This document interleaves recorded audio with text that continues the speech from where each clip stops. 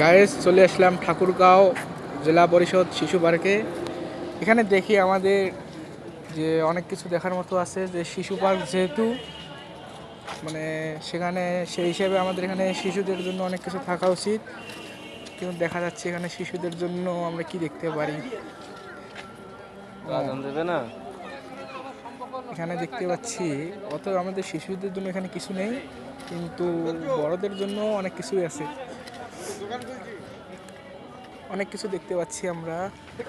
এই চাচা বসে আছে আমাদের সামনে, এদিকে ঘুরে ঘুরতে ঘুরতে এদিক চলে আসলাম।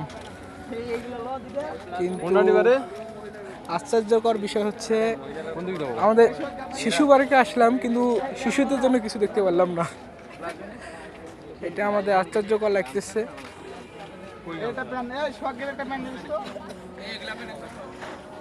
এখানে এই সঙ্গে প্যান নেবি।